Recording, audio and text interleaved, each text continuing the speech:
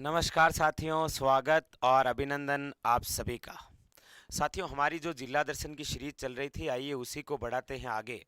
और आज जिस जिले के बारे में चर्चा करेंगे वो बहुत ही प्रसिद्ध रहा है। उसका एक किला नाम है साथियों, चूरू का किला। शायद आपने पढ़ा है तो आप सभी परिचित है कि चूरू का ये वही किला है जहाँ पर जब गोले व बारूद समाप्त हो गए थे तो तोपों से चांदी के गोले दागे गए।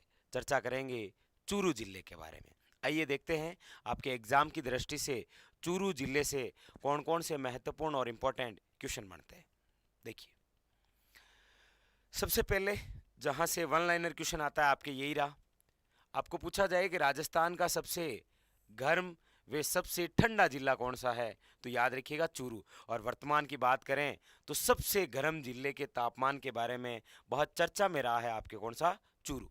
तो राज्य का सबसे गर्म वे सबसे ठंडा जिला भी कौन सा है, याद रखिएगा चूरू। चूरू को वैसे कहा जाता है गेटवे ऑफ थार।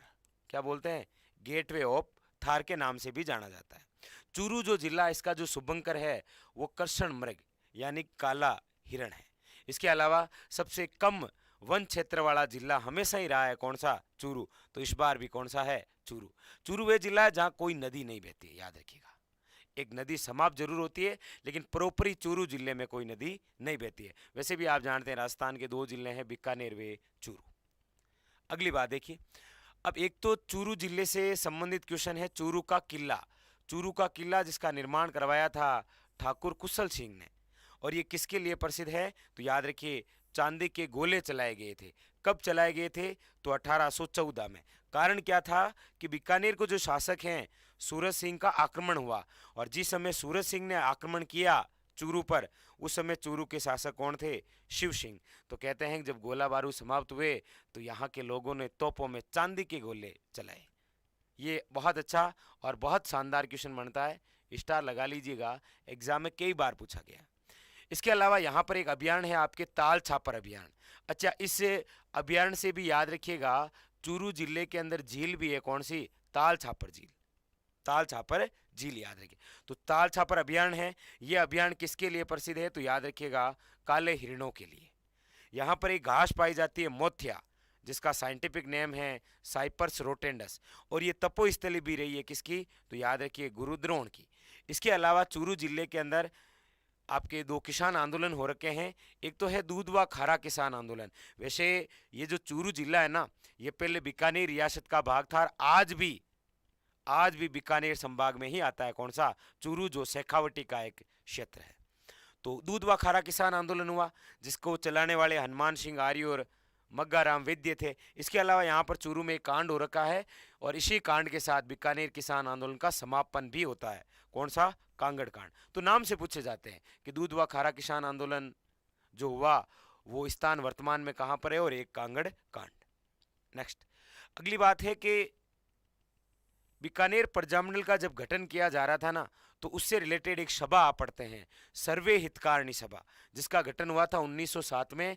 और इसी सभा के तहत चूरू जिले में, याद रखिएगा कहां पर, चूरू क्षेत्र में शिक्षा को बढ़ावा देने के लिए दो पाठशालाएं खोली गई थी, पुत्री पाठशाला और कबीर पाठशाला। पूछा गया है पुत्री पाठशाला और कबीर पाठशाला कौन से स्थान पर, तो चूरू जिले में। इसके अलावा याद रखिए सर्वाधिक तापांतर वाला जिला भी कौन सा है, चूरू। इसके अलावा चूरू के अंदर एक स्थान है शाहवा, जो सिखों का सबसे बड़ा मेला है। राज्य में सिखों का सबसे बड़ा मेला कहां भरता है, शाहवा, चूरू। अगली बात, चूरू के अंदर आपके सालासर बालाजी मंदिर, प्रसिद्ध क्वेश्चन है कि दाढ़ी मूंछ युक्त हनुमान जी की मूर्ति कहां पर है, तो याद रखिएगा सालासर बालाजी, चूरू। एक आपके गोगा जी का जन्म हो रखा है दिद्रेवा, जो स्थान है चूरू के अंदर, और यहीं पर इनका शीश गिरा था, इसीलिए दिद्रेवा चूरू में क्या है, शीर्ष मेढ़ी। आपको पूछा जाए गोगा जी से संबंधित शीर्ष मेढ़ी कहाँ पर है, तो ददरेवा, चूरू। इसके अलावा यहाँ पर एक और बालाजी का मंदिर है, तिरुपति बालाजी, याद रखिएगा कहाँ पर, सुजानगढ़ में। अगली बात साथियों, यहाँ पर एक देवी है, चूरू क्षेत्र की लोक देवी बोलते हैं, मनसा देवी।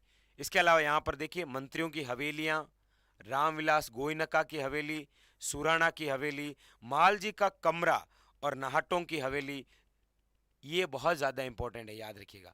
चोपड़ा की हवेली, तो मंत्रियों की हवेली, रामविलास गोयनका की हवेली, शुराणा की हवेली, मालजी का कमरा और नाहटों की हवेली, ये सारे चूरू में।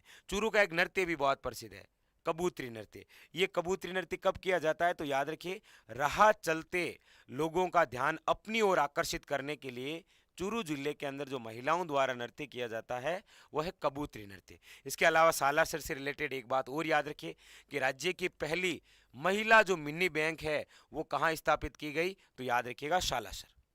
अगली बात देखिए, अब कुछ चूरू जिले के व्यक्तित्व हैं जिनसे कई बार पूछा जाता है, जैसे कन्हैयालाल सेठिया का जन्म कहाँ पर हुआ? तो सुजानगढ़ चूरू में। ये प्रसिद्ध क्यों है? क्योंकि इनकी रचना देखिए, पाथल और पीतल, धरती धोरारी, लील टांस, मिंजर और जमीरो धनीकुण, ये सारी की सारी रचना किसकी है? कन्हैयालाल सेठिया की। इसके अलावा देवेंद्र झांझड़िया, जो आप जानते हैं जेवलिन थ्रो फेंकते हैं और पैरा ओलंपिक खिलाड़ी है ये। इसके अलावा कृष्णा जो पूनिया हैं वो भी यहाँ के प्रसिद्ध खिलाड़ी रही है, आपके डिस्क थ्रो, जो वर्तमान के अंदर विधायक भी हैं। इसके अलावा एक स्टील किंग जिसे हम बोलते हैं लक्ष्मी निवास मित्तल, इनका जन्म भी कहाँ पर हो रखा है? राजगढ़ चूरू के अंदर। और एक आपके लता मंगेशकर के जो गुरु हैं खेमचंद प्रकाश, उनका संबंध भी किस जिले से है? चूरू जिले से। और एक महिला बहुत चर्चा में है, वो है आपके प्रिया पूनिया, जो महिला क्रिकेटर है भारतीय टीम में, वो भी चूरू जिले से संबंधित है।